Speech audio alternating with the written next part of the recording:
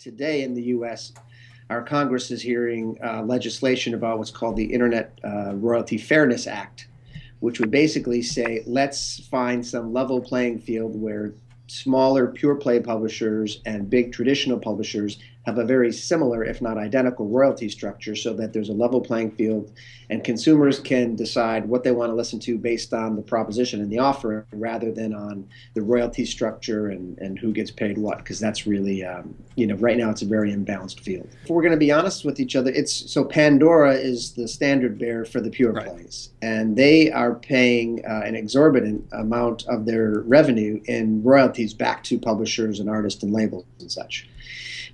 Terrestrial radio does not pay any royalty for music that it plays over the air.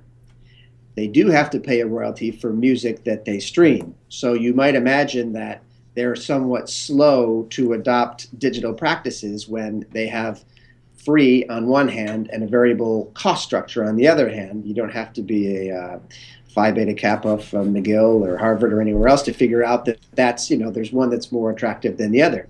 So whereby if we were to level the rates, where if I listen to Tragically Hip, making a Canadian reference, on my traditional radio versus on my mobile versus on my laptop, that artist should get the same check. Right.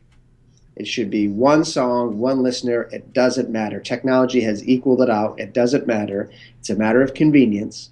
So let's just pay the same royalty for everyone.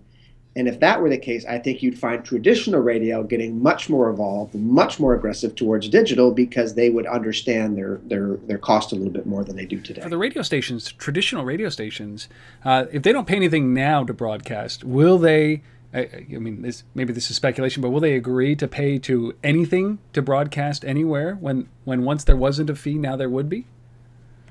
Is that a challenge? Well, I don't know. Obviously, that's a business decision that they have to make. I remain optimistic that they will. I think the more progressive stations realize that this inequity is really inhibiting them. Yeah. And I think, if we're again being honest, that they would realize that if Pandora and the pure plays were if they would be able to get a more favorable royalty structure in place, they would be that much more competitive than they already are, which is considerably competitive. Mm-hmm. And at that point, you may be chasing a horse that's too long out of the barn, and there's a real problem. So I think the smarter ones realize that if we can find an equitable solution, it has to make business sense, and that the customer can win, that has to be part of the equation, then I think they'd be more apt to lean into it, as it were, more vigorously. Until that is in place, I'm not sure that they will, other than in fits and starts. Yeah, it's always surprising to me. If I was a radio station, a traditional radio station, terrestrial broadcast radio station, towers and all, what's the biggest one in the States there? The one that owns 70 or 80% of the market? Clear Channel has a lot of stations. Yeah, so Clear Channel, if I was Clear Channel, and I looked at the up-and-comers, incumbents, if we're being honest here, like Pandora, like Spotify, like RDO, even the new guys like Songs has come out, emerged pretty like a shot out of a cannon. All these guys that are kind of encroaching on their space on the digital side, I would wait until because of the punitive licensing agreements that they have to sign in order to broadcast these things, I would wait until they're all bankrupt, and then I would say, okay, let's change the laws and let's go back in there and I mean, it might be a little bit predatory, but it's in their best interest, isn't it? To This is so anti-Canadian, Rob. I'm just shocked that you would have this sort of duplicitous thought process. I'm very shocked and dismayed. Yes, but yes, I'm sure there are some people that are going to hang around and wait and see where this nets out.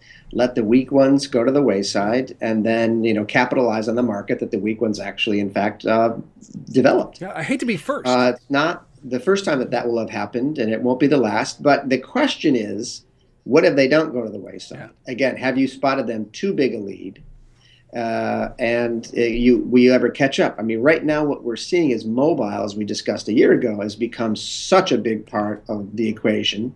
And the pure plays are doing so much more volume in mobile than the terrestrials. If that switch continues, it could really have a cataclysmic effect on the tower-based model.